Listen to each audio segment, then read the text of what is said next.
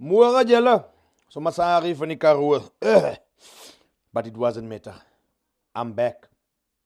Worry, hierdie video vanmôre nê, as vir almal julle pragtige jong vroue en jong dames daar buite wat in die oggende ook werk toe stap of wat iewers staan by 'n hoek of by 'n winkel of by 'n stop wat wag vir transport. Julle moet versigtig wees, is nou 'n nuwe gevaar hier buite. Construction workers. Ja, ek praat van hy wat so agter op 'n bakkie sit en so in jou lewe inzoom. Hulle, van hulle loop ek nou in die oggend, hulle is gevaarlik. Die man is skiet siewies uit in die oggend na die moer draai. En ek waarsku julle tog, ek het net toch gehoor hoe een construction worker vir 'n groep dames sê, 'n môre my son skyn. Toe giggel al 6 van hulle. Al 6 giggel vanmôre my son skyn. Fok weet wat een is die son skyn. Maar almal gegiggel. Hierdie construction workers is vir jou die vriendelikste, gladste, gevaarlikste in die oggende.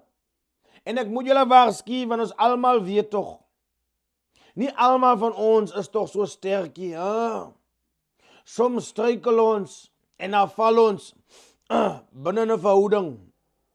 So, as my te waarskuwing, kyk uit vir die nuwe gevaar. Hy kom in die vorm van safety boots en 'n blou pakkie of privaat klere, aka the construction worker. Die manne staan op in die oggende gereed vir verhoudings. Here, wie so vroeg lus vir 'n ding, hè? So wees versigtig, moet jy julle gewaarsku nie. Want jy gaan nog so op pad is van die werk af, huis toe of van die huis af op pad werk toe, en dan loop jy verby construction workers, en dan boom, teen landstyd is jy in 'n verhouding. Sê julle gewaarsku. Mooi bly hoor, goodbye!